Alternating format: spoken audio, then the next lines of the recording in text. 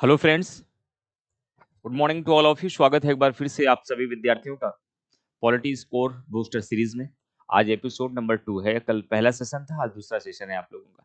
सभी लोग जल्दी से जुड़िए, लिंक को शेयर करिए, अपने सभी साथियों को जल्दी से जोड़िए। चलते हैं एक बार फिर से हम लोग पॉलिटी बूस्टर सीरीज में, जहां पर हम लोग ऐसे प्रश्नों की चर्चा करेंगे जहां पर हमारे प्रश्न गलत होते हैं, जहां से आयोग अमूमन सवाल सवाल पूछता है और जहां से पर विद्यार्थियों को कंफ्यूजन रहता है। तो सभी लोग जल्दी से जुड़िए। और पहली सीरीज को आप लोगों ने बहुत पसंद किया, बहुत सराहा। मैंने आपके सारे कमेंट्स देखे, उम्मीद करेंगे कि उससे बेस्ट लेवल पर हम आगे की सीरीज और कंटिन्यू करते रहेंगे। तो सभी लोग जल्दी से जुड़िए, चलते हैं सीधा सेशन में। आइए नजर डालते हैं आज के पहले क्वेश्चन पर। पहला प्रश्न आज हमने लिया है कि राष्ट्रीय आपातकाल के संदर्भ में निम्नलिखित कथनों पर विचार कीजिए। नेशनल इमरजेंसी बड़ा इंपॉर्टेंट टॉपिक है, यहाँ से काफी क्वेश्चन बनते हैं। इसमें 3 स्टेटमेंट दिए गए कि राष्ट्रपति इसे केवल मंत्रिमंडल से लिखित सिफारिश पर प्राप्त करने के बाद ही घोषित कर सकता है। Consider the following statements regarding the national emergency. The president can declare it only after receiving a written recommendation from the cabinet. और दुर्भावनापूर्ण अभिप्राय के आधार पर भी राष्ट्रीय आपातकाल की उद्घोषणा को न्यायालय में चुनौती नहीं दी जा सकती। इसका मतलब है कि a proclamation of national emergency can not be challenge in court even on the ground of malicious intent. यानी कि किसी भी दुर्भावना के तहत भी अगर इमरजेंसी घोषित किया जाता है, लेकिन उसे किसी न्यायालय में प्रश्न चिन्ह नहीं किया जा सकता। अभी देखेंगे, टटोलेंगे। अभी स्टेटमेंट हम लोग पढ़ रहे हैं। इसकी उद्घोषणा संपूर्ण देश में या देश के केवल एक भाग पर लागू हो सकती है। Its proclamation can apply to the entire country और only a part of the country. Which of the above statements are correct. सही स्टेटमेंट का चुनाव करना है। तो फ्रेंड ध्यान रखिएगा, नेशनल इमरजेंसी के लिए हम एक पेज लेंगे तो थोड़ा सा और बेहतर तरीके से हम आपको समझा पाएंगे। तो आइए, एक व्हाइट पेज ही बल्कि मैं ले लेता हूं, शायद व्हाइट ज्यादा विजिबल हो आप लोगों के लिए।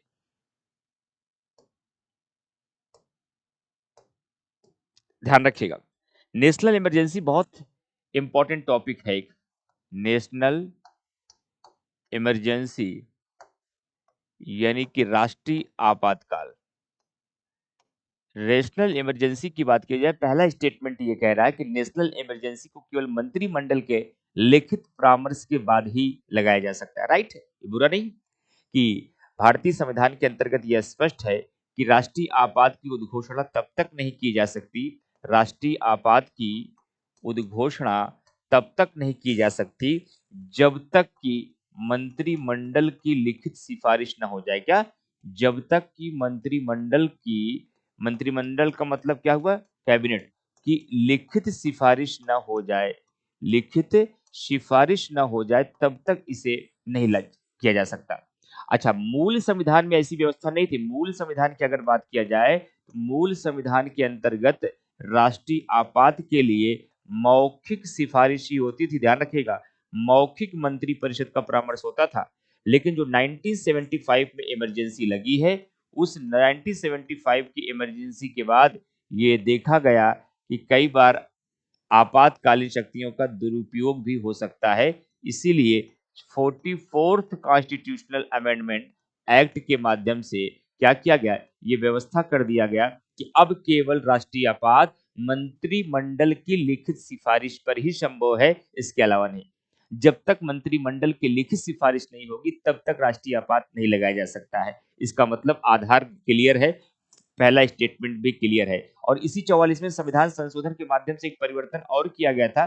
जो पहले यहाँ आंतरिक अशांति शब्द का प्रयोग था, जो पहले यहाँ पर आंतरिक अशांति शब्द का प्रयोग था, इसके स्थान पे यहाँ पर सशस्त्र विद्रोह शब्द का प्रयोग कर दिया गया। ध्यान रखिएगा, ये दो परिवर्तन 44वें संविधान संशोधन के माध्यम से इंपॉर्टेंट हुए। और पहला स्टेटमेंट यही कह रहा है आपका कि राष्ट्रपति इसे केवल मंत्रिमंडल से लिखित सिफारिश प्राप्त करने के बाद ही घोषित कर सकता है। अच्छा, कल हम लोग कह रहे जहां केवल आए, ज्यादातर संभावना होती गलत हो सकता है, लेकिन कहीं कहीं केवल सही भी हो सकता है। ध्यान रखिए, वो 100% सत्य नहीं है, सामान्यतः शब्द का प्रयोग है वहां पर। तो राष्ट्रपति इसे केवल मंत्रिमंडल से लिखित सिफारिश पर प्राप्त करने पर ही घोषित कर सकता है। ये राइट है, कोई दिक्कत की बात यहाँ पर नहीं है। ये पहला स्टेटमेंट आपका यहाँ पर अब सही हो गया। इसके दोनों अमेंडमेंट मैंने आपको बता दिए। मूल संविधान में ऐसा नहीं था, बाद में ऐसा हुआ। दूसरा कह रहा है कि दुर्भावनापूर्ण अभिप्राय के आधार पर भी राष्ट्रीय आपातकाल की उद्घोषणा को न्यायालय में चैलेंज नहीं किया जा सकता है। ध्यान रखिएगा, जब कभी भी इमरजेंसी लगेगी, जब कभी भी इमरजेंसी लगेगी, अगर इमरजेंसी किसी दुर्भावना के तहत लगाया गया है, तब उसका जुडिशियल रिव्यू हो सकता है। तब उसका जुडिशियल रिव्यू हो सकता है। हालांकि एक संविधान में संशोधन था, 38 constitutional amendment act, 38 constitutional amendment act, 38वां संविधान संशोधन 1975, ये संशोधन 1975 में हुआ था। और इस 1975 में इमरजेंसी को जुडिशियल रिव्यू से परे कर दिया गया था। कहा गया था कि राष्ट्रीय आपात का आधार चाहे जो कुछ भी हो, चाहे जिस तरीके से नेशनल इमरजेंसी लगाई जाए, लेकिन उसका न्यायिक पुनर्विलोकन नहीं किया जा सकता। कांग्रेस की सरकार में ऐसा किया गया था।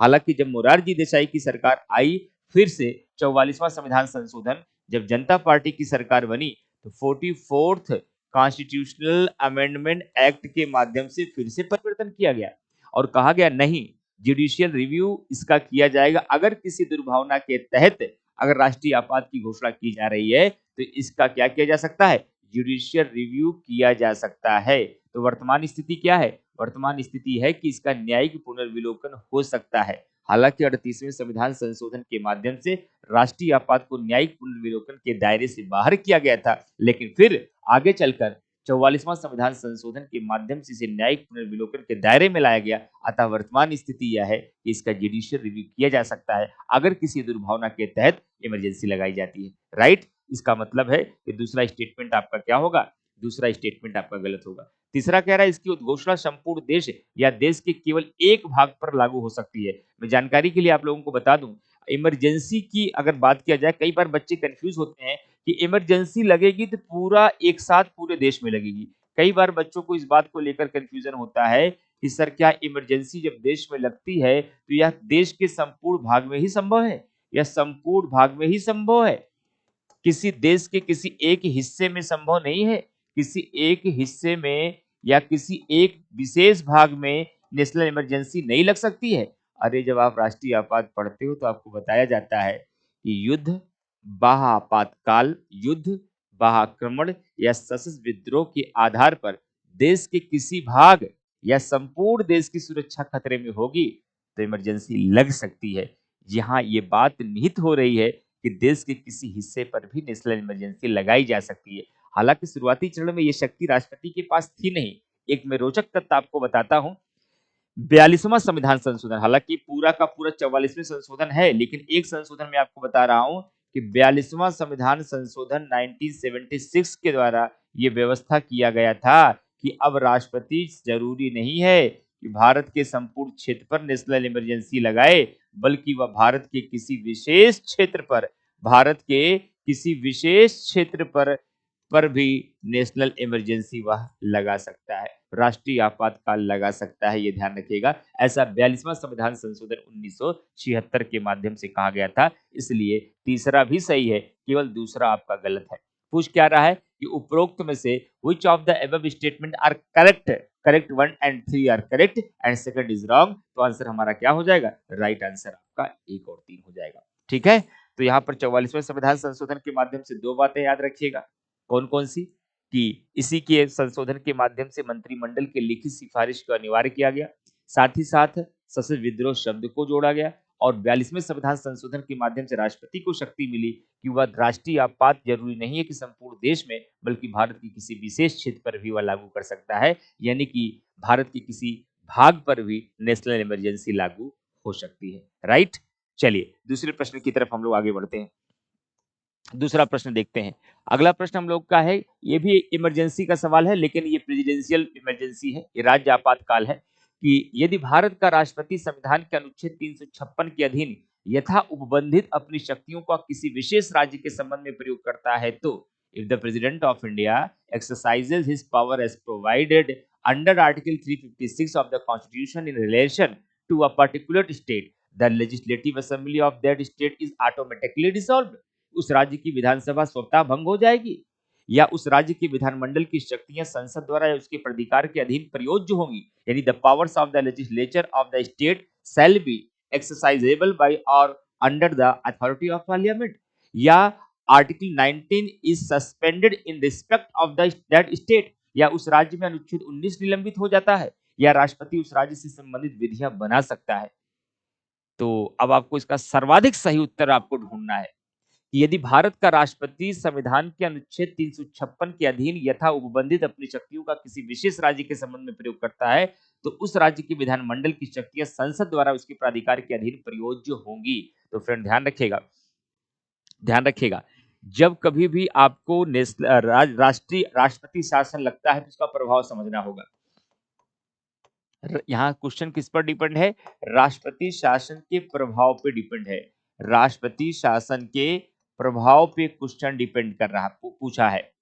तो राष्ट्रपति शासन का प्रभाव आपको समझना है कि इसका केंद्र राज्य संबंध पर क्या प्रभाव पड़ता है। केंद्र राज्य संबंध पर इसका क्या प्रभाव पड़ता है, पहला। दूसरा, फंडामेंटल राइट पर क्या प्रभाव पड़ता है। तीसरा, लोकसभा या विधानसभा के कार्यकाल पर क्या प्रभाव पड़ता है। यही तीन प्रभाव पड़ सकता है कि लोकसभा और विधानसभा के कार्यकाल पर, फंडामेंटल राइट पर और केंद्र राज्य संबंध पर। अगर केंद्र राज्य संबंध की बात किया जाए तो केंद्र राज्य संबंध पर सबसे पहला प्रभाव इसका जो पड़ता है वह विधायी प्रभाव पड़ता है। विधायी प्रभाव पड़ता है, और विधायी प्रभाव में क्या पड़ता है? जो राज्य की विधायी शक्ति है, जो राज्य की विधायी शक्ति है, जो राज्य की विधायी शक्ति है वो किसके पास आ जाती है? वह संसद के पास आ जाती है। संसद के पास आ जाती है। तो इसका मतलब है कि राज्य विधानमंडल जो है वो भंग हो जाती है, डिसॉल्व हो जाती है। भंग नहीं होती, सस्पेंड हो सकती है, निलंबित हो सकती है। वह निलंबित हो जाती है तब तक के लिए, लेकिन भंग नहीं होती है, ध्यान रखिएगा। और राज्य की शक्तियां केंद्र के पास चली जाती है। यानी संसद अब राज्य सूची के विषय पर भी कानून बना सकता है। किस पर कानून बना सकता है? राज्य सूची के विषय पर भी कानून बना सकता है। समान परिस्थिति में संसद केवल संघ सूची और समवर्ती सूची के विषय पर कानून बनाती है। राज्य सूची के विषय पर कानून बनाने की शक्ति राज्य विधानमंडल के पास होती है। लेकिन जैसे ही राज्य आपातकाल लगता है, जैसे ही राष्ट्रपति शासन लगता है, तो केंद्र की कार्यपालिका शक्ति का विस्तार राज्य की कार्यपालिका तक हो जाता है। राज्यों का शासन केंद्र के निर्देशानुसार चलता है, जो कि राज्यपाल चलाता है। वैसी प्रकार से संसद की विधायी शक्ति का विस्तार राज्य की विधायिका तक हो जाता है। यानी कि राज्य विधानमंडल के संबंध में अब कानून बनाने की शक्ति संसद के पास होगी। क्या राष्ट्रपति भी कानून नहीं बना सकता? राष्ट्रपति केवल अध्यादेश जारी कर सकता है, वो भी तब जब संसद का सत्र न चल रहा हो और उस राज्य के लिए कानून बनाना जरूरी हो गया हो। सामान्य परिस्थिति में संसद ही राज्य की विधायिका की शक्ति का प्रयोग करते हुए कानून बनाता है, राइट।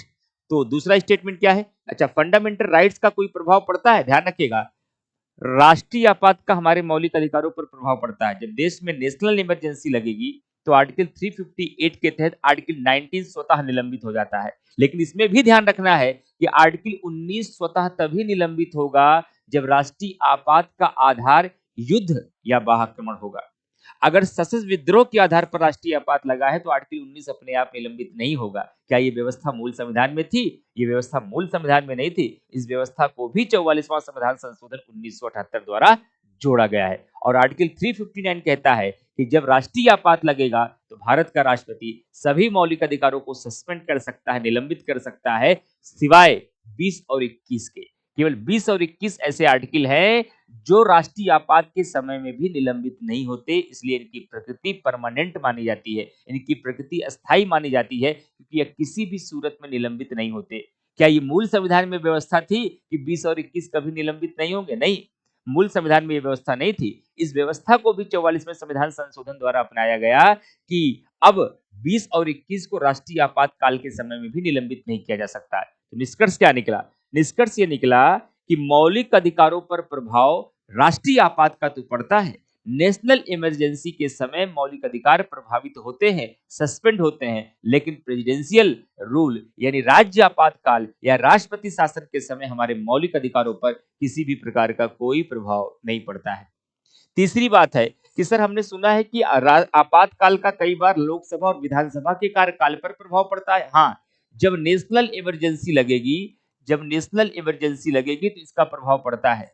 जब राष्ट्रीय आपात लगेगा तो लोकसभा और विधानसभा का कार्यकाल एक बार में अधिकतम 1 वर्ष के लिए बढ़ाया जा सकता है। ये क्वेश्चन आयोग ने कई बार पूछा है। मैं फिर से अपनी बात दोहराता हूं कि जब देश में राष्ट्रीय आपातकाल लगता है तो उस समय लोकसभा और विधानसभा का कार्यकाल एक बार में मैक्सिमम 1 वर्ष के लिए बढ़ाया जा सकता है। लेकिन राष्ट्रपति शासन का लोकसभा और विधानसभा के कार्यकाल पर भी कोई प्रभाव नहीं पड़ता है। इसका प्रभाव जो पड़ता है वह केवल विधायी संबंध पर, कार्यकारी संबंध पर और वित्तीय संबंध पर पड़ता है। और विधायी संबंध और कार्यकारी संबंध का मतलब कुल मिला के यही हो गया कि राज्य की समस्त शक्तियां केंद्र के पास आ जाती हैं। अब इसके सारे स्टेटमेंट को चेक कर लीजिए।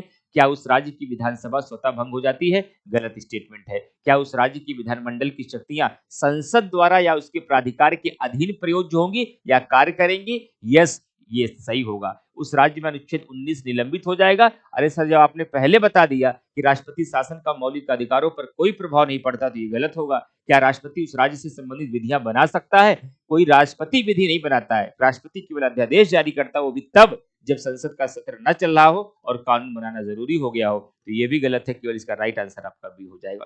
ठीक है, तो जितने प्रसंग से सवाल था उसके आसपास जो बन सकता था वो मैंने सब आपको समझा दिया है। चलिए आगे बढ़ते हैं क्वेश्चन नंबर 3 की तरफ। क्वेश्चन नंबर 3 को देखते हैं कि consider the following statements regarding the national commission of backward classes NCBC, यानी राष्ट्रीय पिछड़ा वर्ग आयोग एनसीबीसी के संदर्भ में निम्नलिखित कथनों पर विचार कीजिए। This is a constitutional body, यह एक संवैधानिक निकाय है। आयोग की सलाह के लिए समानता बाध्यकारी होती है। आयोग अपनी रिपोर्ट संसद में प्रस्तुत करता है।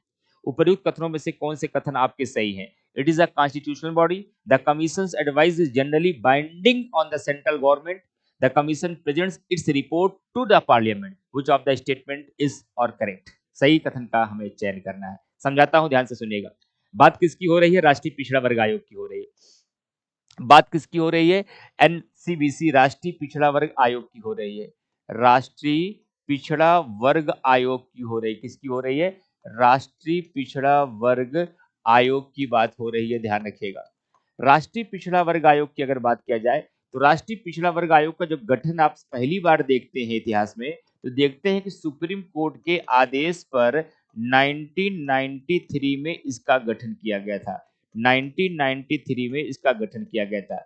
लेकिन राष्ट्रीय पिछड़ा वर्ग आयोग के बारे में आप ये भी पढ़ते हैं कि इसके संबंध में एक संशोधन किया गया था जिसका नाम था 102वां संविधान संशोधन, 102वां संविधान संशोधन अधिनियम, अधिनियम 102वां संविधान संशोधन अधिनियम जो है वह 2018 के माध्यम से इसको क्या दिया गया था? इसको संवैधानिक मान्यता दी गई थी। क्या दिया गया था? इसको संवैधानिक मान्यता दी गई थी। कब? 2018 में। और इसके लिए एक नया आर्टिकल जोड़ दिया गया था, अनुच्छेद 338 बी। एक नया आर्टिकल जोड़ दिया गया था, अनुच्छेद 338 बी। और ऐसा कोई भी निकाय जिसकी चर्चा किसी भारतीय संविधान के आर्टिकल में किया गया हो उसको हम कॉन्स्टिट्यूशनल बॉडी बोलते हैं, उसको हम संवैधानिक निकाय बोलते हैं। इसका मतलब अब राष्ट्रीय पिछड़ा वर्ग आयोग क्या हो गया? एक संवैधानिक निकाय हो गया। इसका मतलब पहला स्टेटमेंट सही है। अगर वर्तमान स्थिति की बात किया जाए तो यह एक कॉन्स्टिट्यूशनल बॉडी है। इसकी चर्चा अनुच्छेद 338 बी में की गई है। लेकिन पिछड़ा वर्ग आयोग की अगर बात किया जाए, पिछड़ा वर्ग आयोग की अगर हम बात करते हैं कि सर पिछड़ा वर्ग आयोग क्या कार्य करता है, तो ये पिछड़े वर्गों के संबंध में, पिछड़े वर्गों के संबंध में उनके सामाजिक, उनके आर्थिक और उनके कल्याण के लिए यह सरकार की जो भी योजनाएं हैं उन तक पहुंच कराता है। संविधान में जो संरक्षण दिया है उसका निगरानी करता है। भविष्य में सुधार करने के लिए ये सरकार को सिफारिश करता है। तो क्या पिछड़ा वर्ग का जो भी परामर्श सरकार को दिया जाता है, जो भी परामर्श सरकार को दिया जाता है, क्या इनका परामर्श सरकार पर बाध्यकारी होता है? क्या इनका परामर्श सरकार पर बाध्यकारी होता है? आंसर है नो।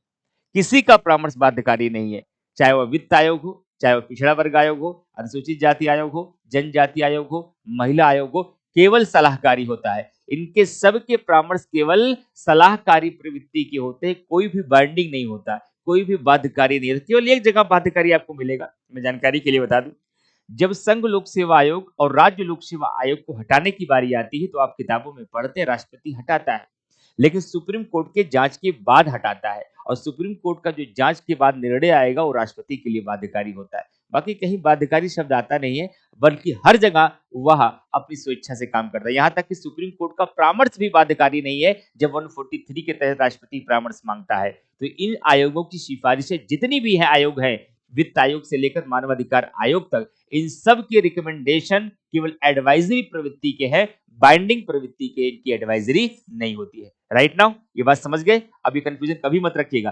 कभी भी कोई सवाल आ जाए और वहां लिखा रहे कि बाध्यकारी है तो तुरंत समझ लेना मामला लगभग 90% गलत होगा। तीसरी बात यह है कि साल जब ये अपनी रिपोर्ट देते हैं, ये अपनी रिपोर्ट किसको देते हैं? पिछड़ा वर्ग आयोग जो है वह अपनी रिपोर्ट किसको देता है? संसद में रखवाता है। संसद में रखवाता, आंसर है गलत।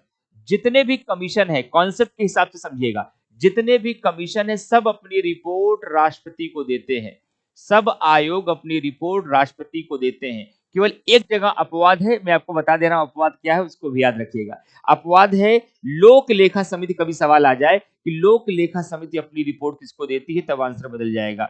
अगर लोक लेखा समिति पूछ लिया जाए कि लोक लेखा समिति अपनी रिपोर्ट किसको देती है, तो लोक लेखा समिति अपनी रिपोर्ट जो है ये जो है स्पीकर को देती है, लोकसभा स्पीकर को देखती है, ध्यान रखिएगा। बाकी सारे आयोग अपनी रिपोर्ट राष्ट्रपति को देते हैं और राष्ट्रपति उस रिपोर्ट को संसद में रखवाता है। राइट, तो ये गलती मत करिएगा।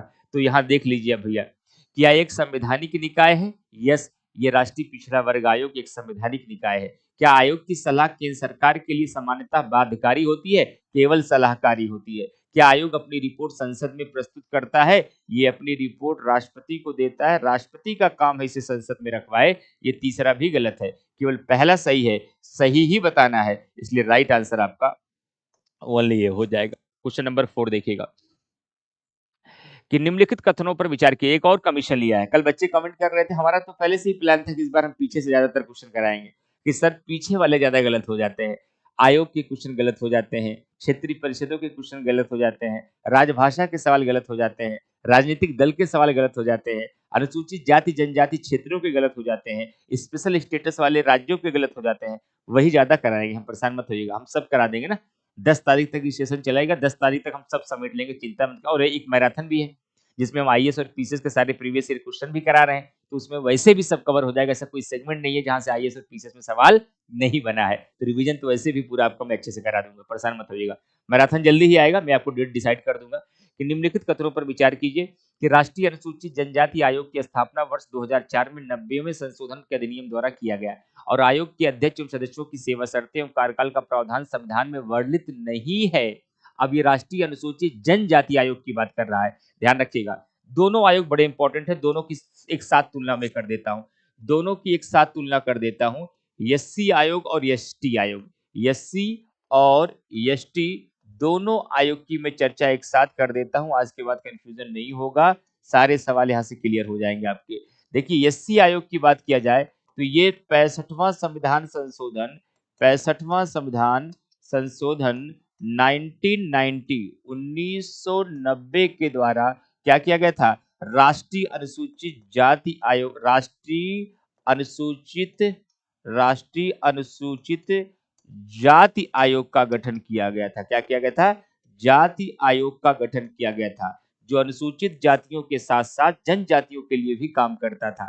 लेकिन आगे चल करके एक और संशोधन किया गया जिसका नाम है 89th कॉन्स्टिट्यूशनल अमेंडमेंट एक्ट, 89वां संविधान संशोधन 2003, जो 2004 में प्रभावी होता है। 2004 में प्रभावी होता है। जब राष्ट्रीय अनुसूचित जाति आयोग बनाया गया था तो इसकी चर्चा किसमें की गई थी? अनुच्छेद 338 में की गई थी और इसी 338 में संशोधन करके अनुच्छेद 338 ए नाम का एक नया खंड जोड़ा गया। अनुच्छेद 338 ए नाम का एक नया खंड जोड़ा गया और इसमें किसका प्रावधान कर दिया गया? एसटी आयोग का प्रावधान कर दिया गया। यानी कि वर्तमान स्थिति क्या है? अनुसूचित जाति आयोग अनुच्छेद 338 में है, जनजाति आयोग 338 ए में है। अनुसूचित जाति आयोग 65वां संविधान संशोधन 1990 द्वारा बनाया गया और जनजाति आयोग को 89वां संविधान संशोधन 2003 द्वारा बनाया गया, 2004 में जो प्रभावी हो गया। बाकी सारी बातें दोनों की कॉमन है। कॉमन का मतलब है इन दोनों आयोग की अगर बात किया जाए, अगर उसके बाद बात की जाए कि इन दोनों आयोगों के अध्यक्ष एवं सदस्यों की नियुक्ति कौन करता है, तो समान सी बात है कि इनकी नियुक्ति राष्ट्रपति करेगा मंत्रिपरिषद के परामर्श से। इनका कार्यकाल क्या होगा? इनका कार्यकाल समानता जो है वह 3 वर्ष होता है। इनकी संरचना क्या होगी? इनकी संरचना क्या होगी?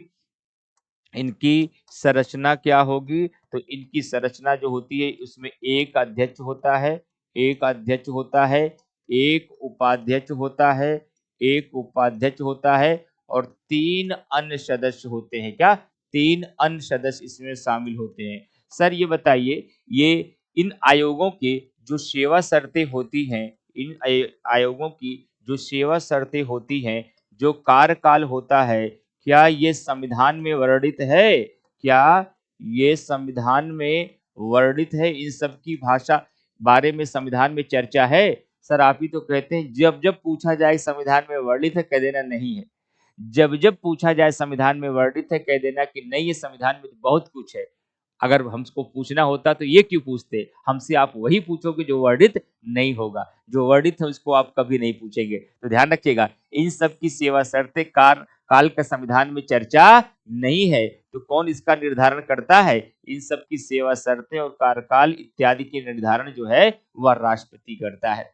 तो आपका वो संशोधन भी क्लियर हो गया, आर्टिकल भी क्लियर हो गया, वर्ष भी क्लियर हो गया, नियुक्ति कार्यकाल संरचना भी क्लियर हो गया, और जो कॉन्सेप्चुअल पक्ष था जहां से ये सवाल पूछा गया कि क्या आयोग के अध्यक्ष एवं सदस्यों की सेवा शर्तें एवं कार्यकाल का प्रावधान संविधान में वर्णित नहीं है, the term and condition of service of the chairman and member of the commission are not specified in the constitution.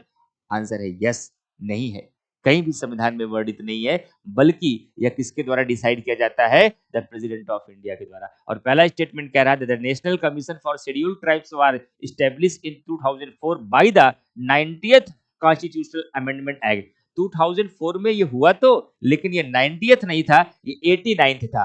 ये 90th नहीं था, ये 89th था। इसलिए ध्यान रखिएगा, ये पहला आपका गलत होगा, दूसरा आपका सही होगा, क्योंकि इसके कार्यकाल और शर्तों का प्रावधान संविधान में नहीं है, ये राष्ट्रपति तय करता है। इसलिए इसका भी पहला स्टेटमेंट आपका क्या है?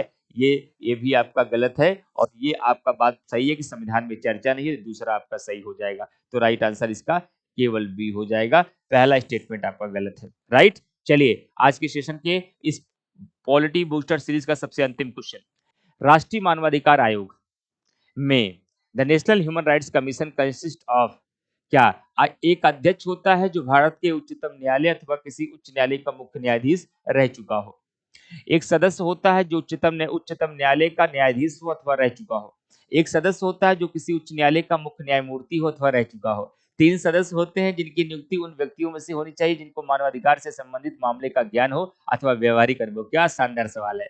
अब देखिए, मानवाधिकार ह्यूमन राइट कमीशन से आपके एग्जामिनेशन में क्वेश्चन होते हैं, मतलब इसकी अलग अलग स्टेटमेंट रहे, ध्यान रखिएगा। एक तो कह रहा है chairperson who has been the chief justice of the supreme court of India और a high court, one member who is or has been a judge of the Supreme Court, one member who is or has been the Chief Justice of a High Court, and 3 members to be appointed from among person having knowledge or particular experience in matter relating to human rights. Select the correct answer using the code given below. समझाता हूं आपको ध्यान से।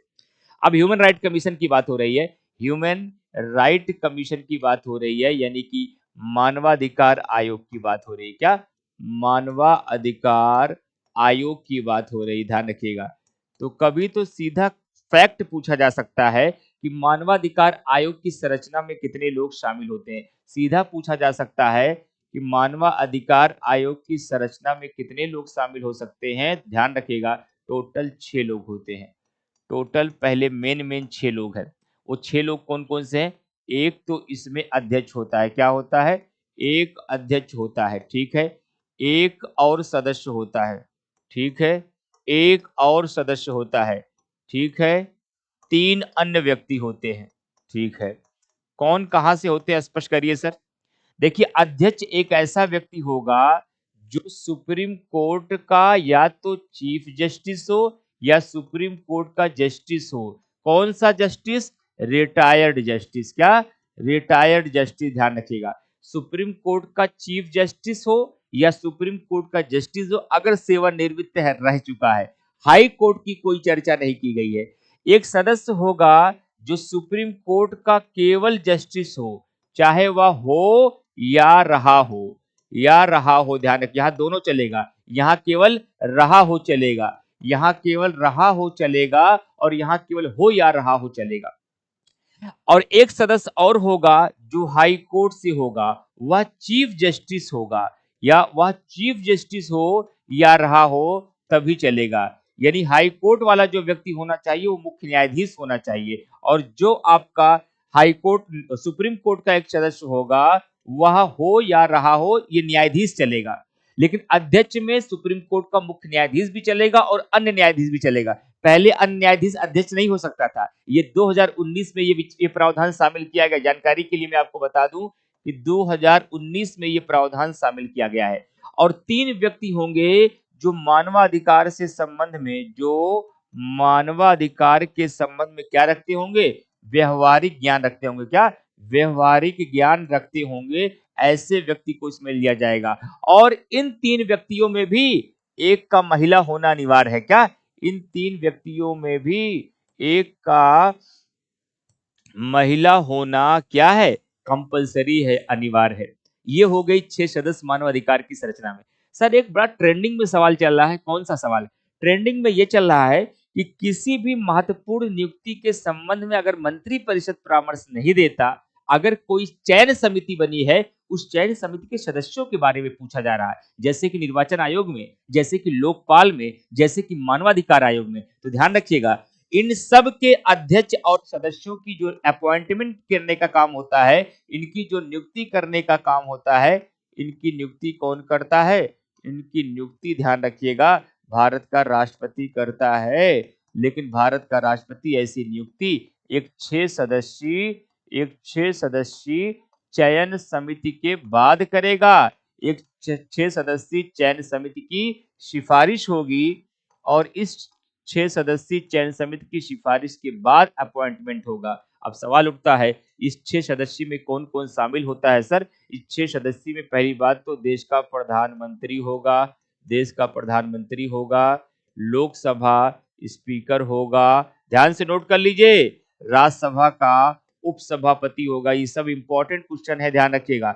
उपसभापति होगा, भारत का केंद्रीय गृह मंत्री होगा। क्या भारत का केंद्रीय गृह मंत्री होगा, और दोनों सदनों का विपक्ष का नेता होगा। क्या होगा?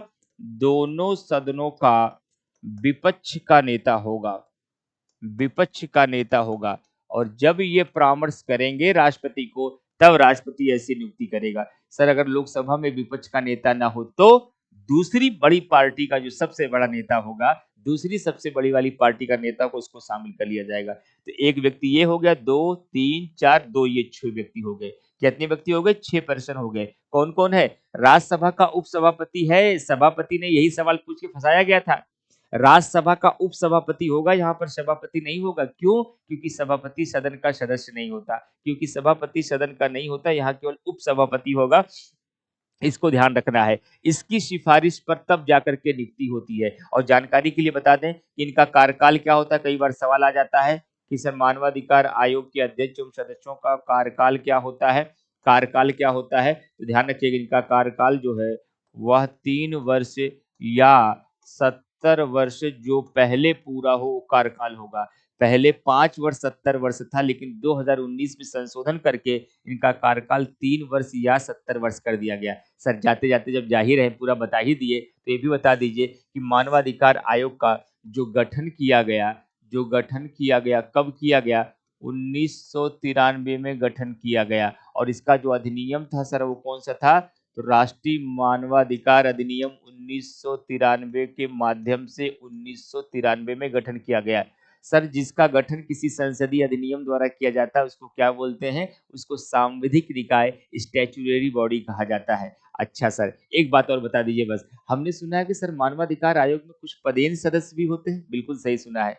राष्ट्रीय महिला आयोग का अध्यक्ष, अनुसूचित जाति आयोग का अध्यक्ष, जनजाति आयोग का अध्यक्ष, पिछड़ा वर्ग आयोग का अध्यक्ष, अल्पसंख्यक आयोग का अध्यक्ष, राष्ट्रीय बाल अधिकार संरक्षण आयोग का अध्यक्ष, और सबसे अंतिम बात है दिव्यांग जनों का मुख्य आयुक्त, इसका पदेन सदस्य होता है। जैसे आप पढ़ते हैं, जैसे आप पढ़ते हैं कि भारत का उपराष्ट्रपति राज्यसभा का पदेन सभापति होता है, जैसे आप पढ़ते हैं कि भारत का उपराष्ट्रपति राज्यसभा का पदेन सभापति होता है, यानी जो उपराष्ट्रपति बनता है वही अपने आप राज्यसभा का अध्यक्ष हो जाता है, कोई राज्यसभा के अध्यक्ष का चुनाव नहीं होता है। ठीक उसी प्रकार से इसकी संरचना में कुछ पदेन सदस्य भी होते हैं।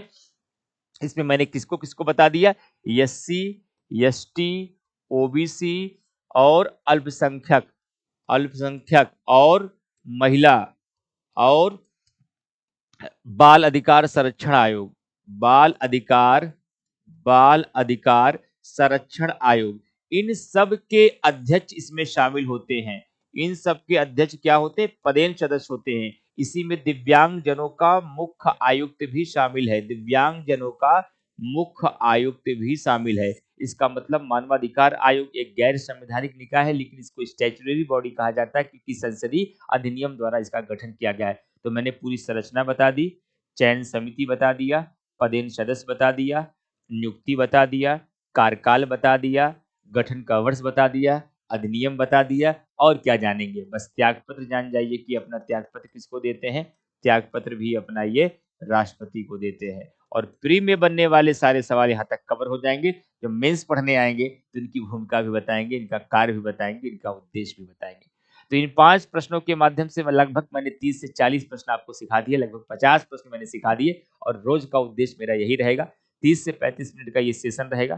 5 क्वेश्चन नंबर में रहेंगे, लेकिन 50 क्वेश्चन आप डेली यहाँ से सीख कर जाएंगे, और ऐसे क्वेश्चनों को हम शामिल करेंगे जहाँ से गलतियां, यहाँ से गलतियां होती हैं, मौलिक अधिकार से गलतियां कम होती हैं बच्चों से, डीपीएसपी से कम होती है, लेकिन यहाँ सबसे गलतियां बच्चे करते हैं, इसलिए मैंने इन प्रश्नों को शामिल किया है। कमेंट करके अपने फीडबैक आप लोग जरूर बताइएगा, क्योंकि आपके फीडबैक ही हमें प्रेरित करते हैं और हमें पता चलता है कि जो काम हम बच्चों के लिए कर पा रहे हैं वो आखिरकार बच्चों के लिए कितना लाभकारी होगा। तो हम कोशिश यही रहेगी, हालांकि शेड्यूल बहुत पैक है हमारा, सुबह से शाम तक, सुबह का डीसीएस, शाम का मैराथन, दिन का 3 घंटे का ऑफलाइन कंटिन्यूअस क्लास, आरंभ बैच, अर्जुन बैच, उसके बाद भी, लेकिन फिर भी मैं कोशिश कर रहा हूँ समय निकाल कर 30 मिनट का समय मैं आपको दे पाऊं, जिससे पूरे प्रदेश भर के विद्यार्थियों को, लाखों विद्यार्थियों का लाभ हो पाएगा।